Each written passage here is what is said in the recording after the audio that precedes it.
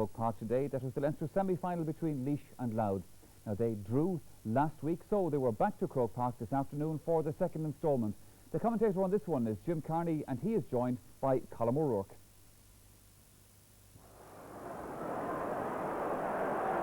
The Louth man first to the ball again, that's David Riley. Not a lot loose in this game, but here's a chance for John O'Connell. Nicholas Brown trying to get the punch, that he does. But long-serving Jerry Farrell to the rescue for Louth. Leo McGuigan went hard for that one for Louth and got himself a free.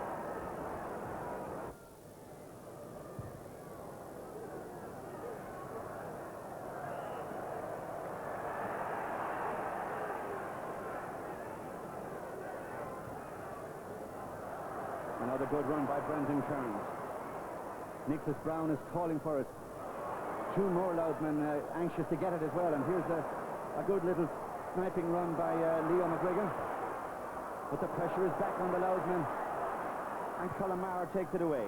Unrelated to midfielder Tony, and not getting a good ball to them.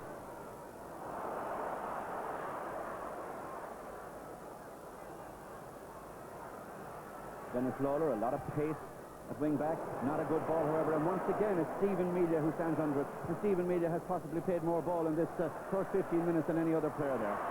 Brendan Kearns playing well on the 40 for Louth, a good little run.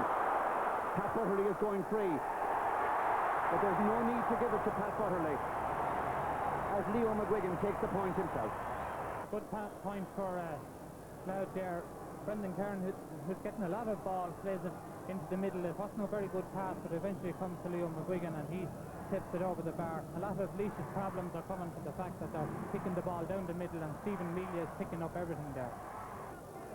Good kick by Jerry Farrell to the middle of the field, but Tony Maher read it best for Laois. Nicholas Brown, the runner in the Louth forward line. He creates the space for Stephen White and Cathal O'Hanlon, but Cathal O'Hanlon not in the Louth forward line at the moment, as Brendan Kearns comes waiting and gets himself a great point. And it's due reward for tremendous effort in the first 19 minutes of this match.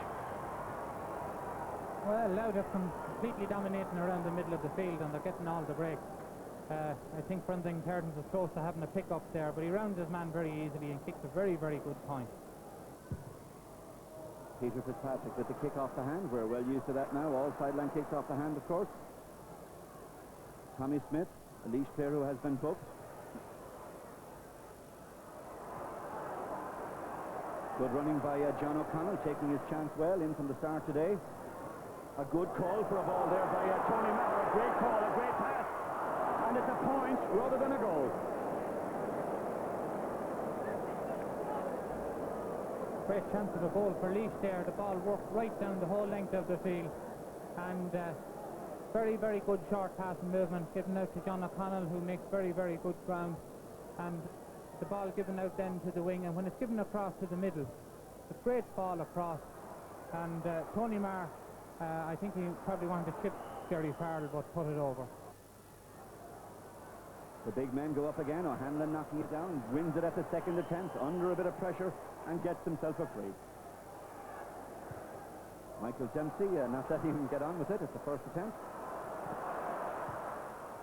Nicholas Brown trying for the point. Stephen White anxious to stay out of no man's land.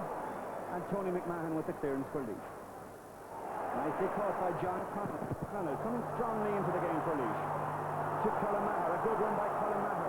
Now who's free for this ball, or will Colm Maher go all the way? Colm Maher takes the point.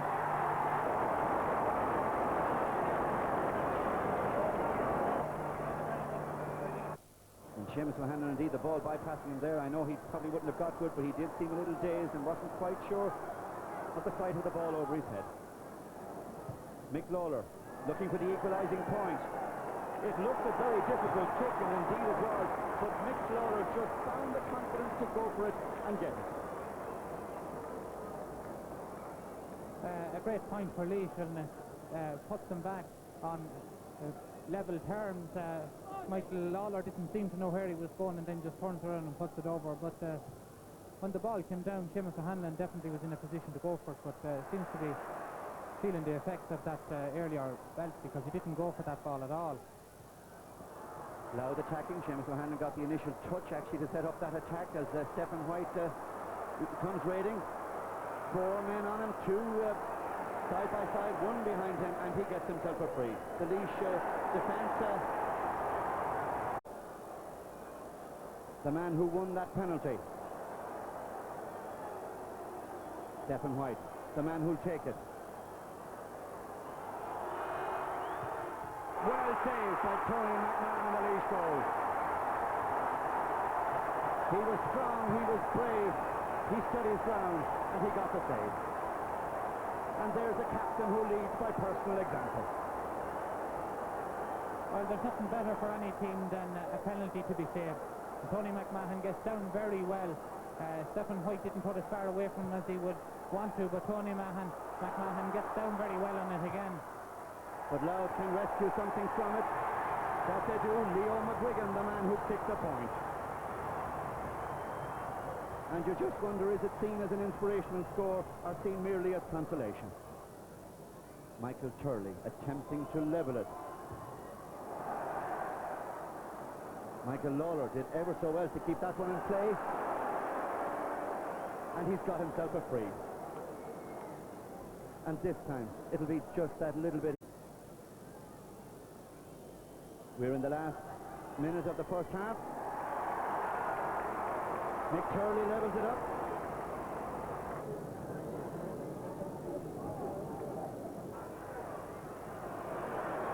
Seamus O'Hanlon bursting into the game again for Louth. We're over a minute into injury time in this first half. Seamus O'Hanlon so anxious to get on with it. The referee shepherding Seamus O'Hanlon back.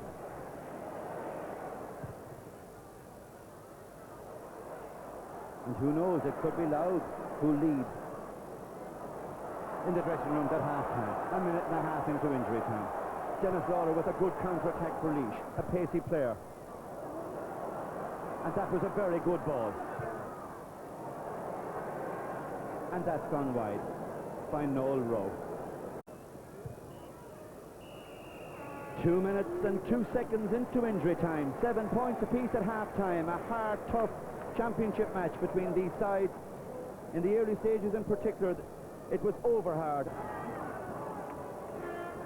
In the year of level pegging, they start the second half level. 7 apiece.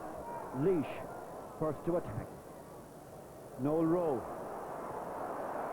Jerry Farrell in control. Under a bit of pressure, he wouldn't want to overcarry in there. Well, he gets a free out. Jerry Farrell, cool under pressure. Giving it to Stephen Melia. The clearance only going to Tony Maher. Into Leo Turley. Trying to point Laois ahead.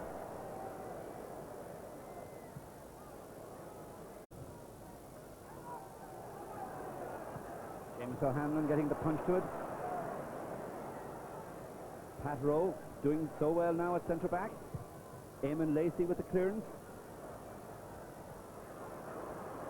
Noel Rowe. In high and over the bar. And that's Laois in front.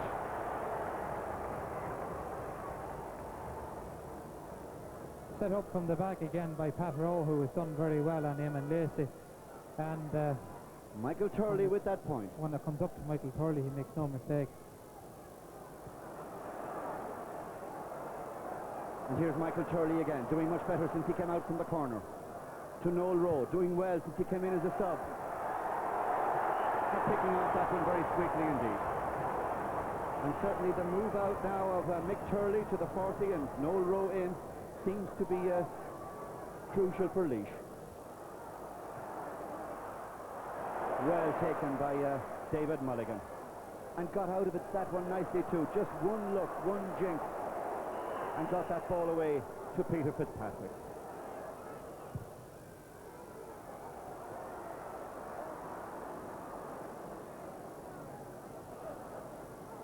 Tommy Smith, one of the best players you have to say today for Laois, but that wasn't a good clearance. Stephen Melia got a good ball through to Nicholas Brown, who hasn't been all that much in the game, but that's a very good attempt by Nicholas Brown.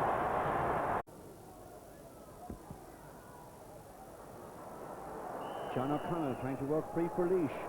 Fouled by Colin McCarher.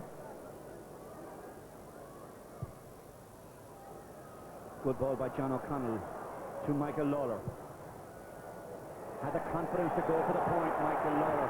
And he swung it in ever so beautifully. Another great long-range point there from Laois.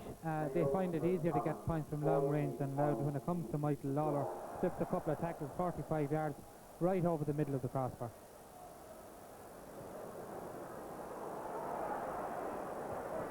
Well, now it's the turn of the Laois men to lead. And they're coming looking for more scores. Eamon Lacey will be just happy to keep that one in and try and work free of his man. A great ball by Eamon Lacey to Michael Lawlor. Is there a goal here for Michael Lawlor? Yes!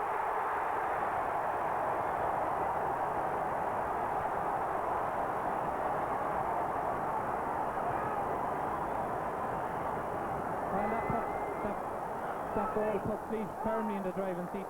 Eamon Lacey does very well over there at the line. Seems to step over the line but keeps the ball in play, solos forward, and then gives a great pass right across the field to Michael Lawlor. And when he gets through, even though Jerry Farrell does very well and comes out to narrow the angle, he seems to just get his hands to it but can't keep it out. The pressure is on Louth to do a Mead and come back. But it's Michael Lawlor, the man of the moment. For Laois has a man free, Leo Turley, if he can find him. And his confidence is high. He got a great point. He got a great goal. And now he's got another point. Well, Michael Lawlor is really causing a lot of problems there for Martin Morgan. Solos through. There was men over on the other side and there was a goal chance. But just as he was about to shoot, he was tackled, but puts it on his left foot and kicks another great point. So Laois causing all sorts of problems for the Louth defence at the moment.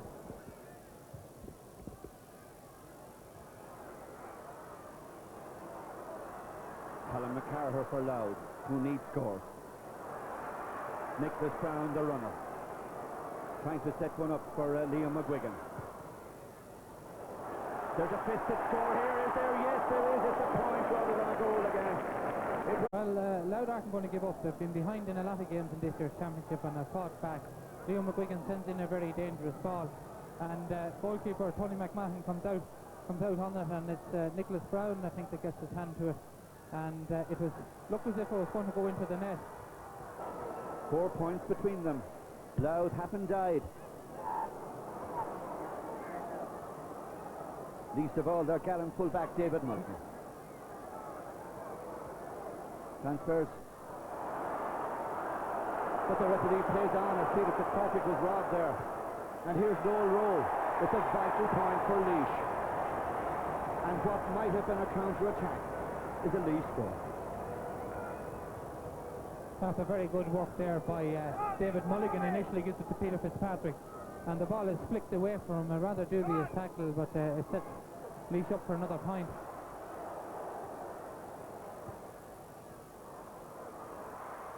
Five points in it. Well, Mead of ammunition that a Mead has.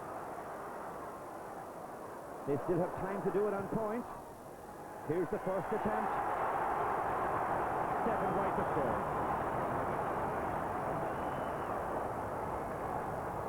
Stephen White is beginning to come into it now. A great crossfield run with the ball, even though Martin Dempsey plays him very well. Martin Dempsey was impeded there by one of the Louth players and left Stephen White free to kick a good point.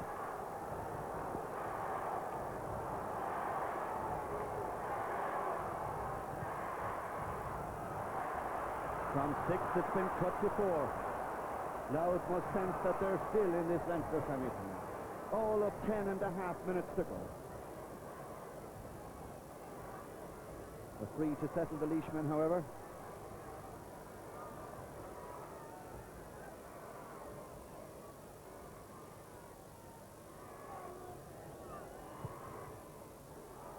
Pat Rowe's kick.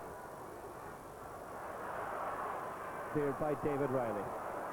But Seamus O'Hanlon, I feel the strength has been sapped from him by that bad injury earlier on, and he wasn't really able to challenge for that ball.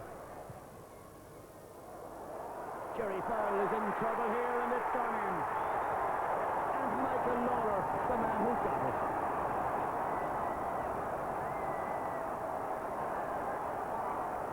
And there's 2 goals. Michael Lawlor, the hero of Laois. Well, Michael Lawlor again does the damage. John O'Connell gets the ball on the far side. It looked as if he was shooting for a point from a very bad angle. When it comes across, Michael Lawlor very bravely goes in, and Jerry Farrell just misses out.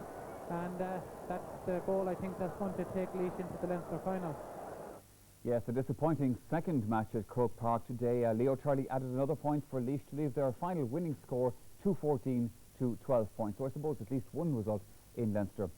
Well, if that match will not be remembered for any great level of skill, it certainly will be remembered for one incident which began over a minute into injury time at the end of the match. Utterly, yes. Some players in situations like this might be resigned to it and might just tap it over the bar, or else they'll go for a goal. Well, they were obviously going for the goal. It came off the upright. And here's the free-for-all that was threatening for a long time in this match.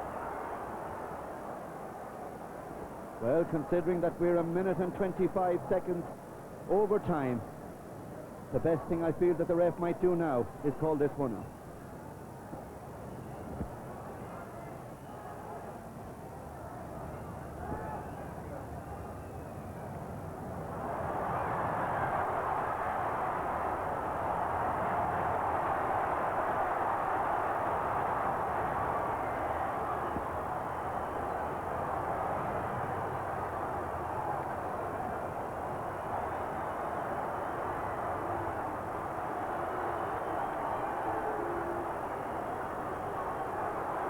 Well, Colin O'Rourke, there isn't a lot that a commentator like me can say on an occasion like this, looking at those pictures. But what a sad sight, sad sight that is. Yeah, that's unbelievable for it to break out, and the game was over. There's no need for that at all. These are comprehensive winners of the game, but the worst part about it, of course, is not only were there players involved, but people came in off the sideline and also became involved. I think the referee is wasting his time. He's starting to boot players because there were so many people in it. If he wants to put off, he could put off 10 or 11, but